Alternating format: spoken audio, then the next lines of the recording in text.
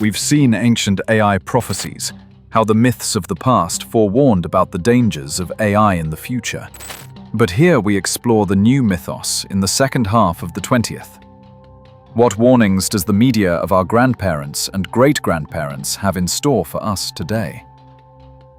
Our tale starts with Isaac Asimov's I, Robot, 1950, a book that introduced the 3 laws of robotics.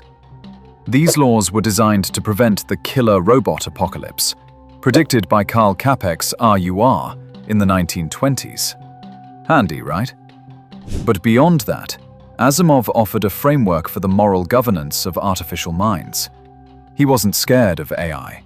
He was terrified of people designing stupid robot rules that compelled them to kill us or needlessly destroy themselves. The book's backbone? You've all heard of them. The 3 laws of robotics. 1. A robot can't harm a human, or allow one to come to harm. 2. A robot must obey humans unless that breaks law number 1. 3.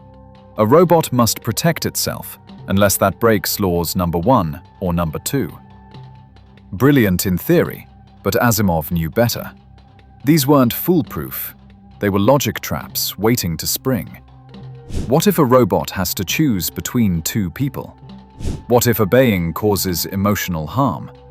Asimov didn't invent killer machines. He invented ethical puzzles, showing how rigid programming and moral nuance don't always mix.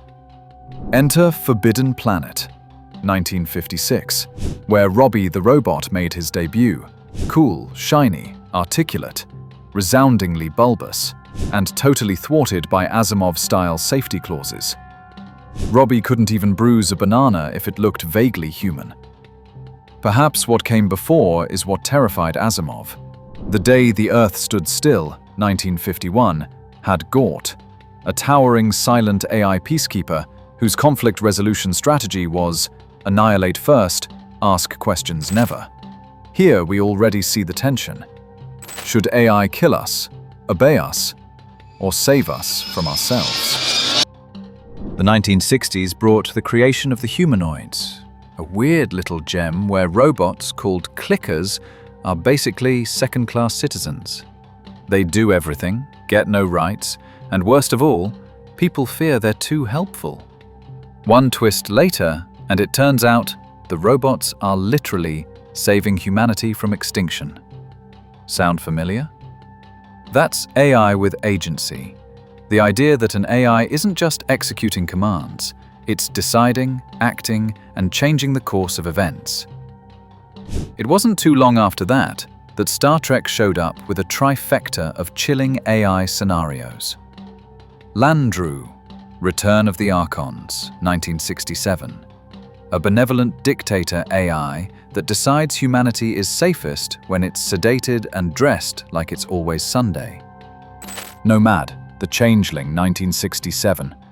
An AI that learns error equals human and begins deleting everything with a pulse. M5, The Ultimate Computer, 1968. A computer set up to control a starship like a self-thinking drone, fights a war simulation that goes live using real weapons and not knowing when to stop. This is the voice of world control. I bring you peace. It may be the peace of plenty and content, or the peace of unburied death. The choice is yours. Obey me and live, or disobey and die. Oops.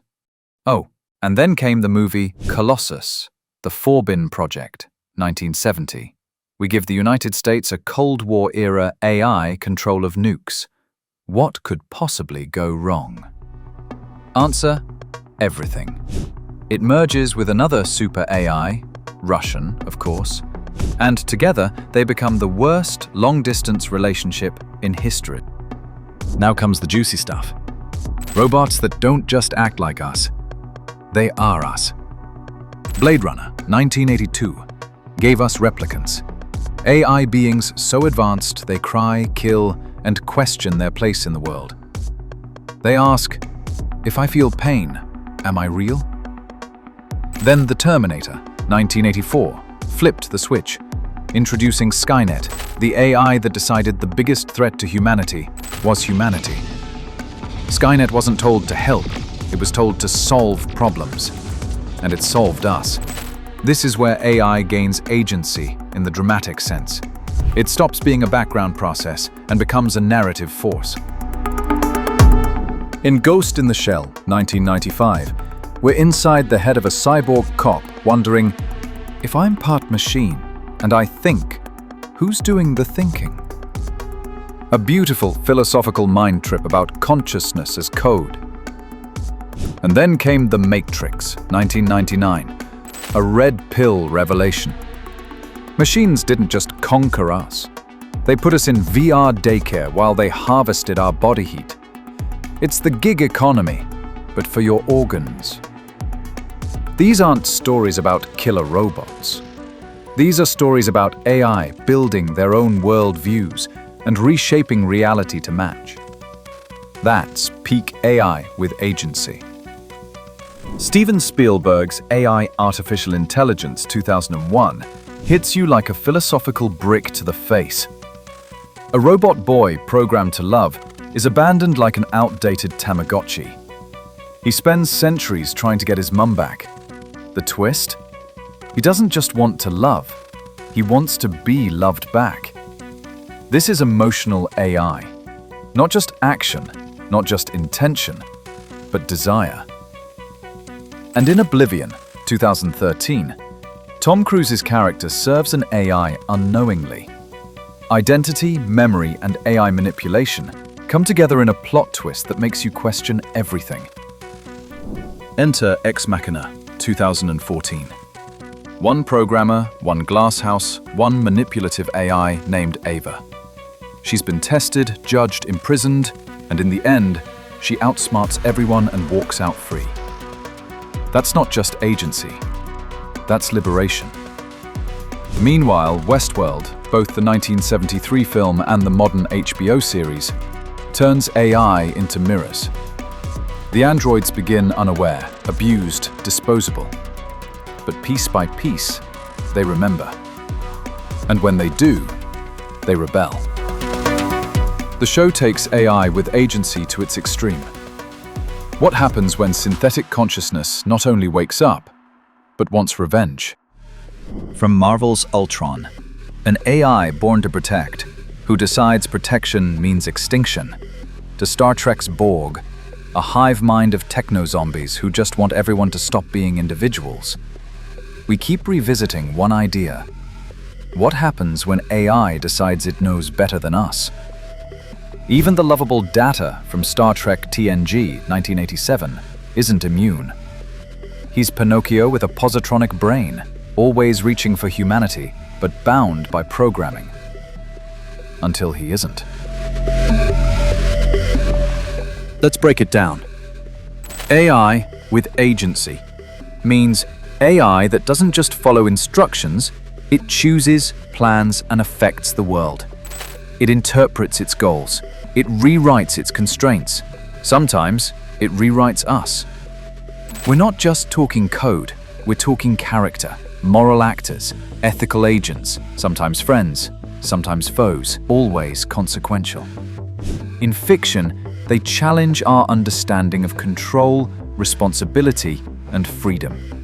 In reality, well, just ask the developers who trained a chatbot to behave, only for it to start flirting with users or threatening nuclear war. The journey of AI in our stories mirrors our fears, hopes, and blind spots. We built golems to serve us, angels to save us, and monsters to punish us. But always we wondered. What happens when the machine stops asking and starts deciding? The future isn't just about smarter machines. It's about what they want, why they want it, and whether we still matter once they do.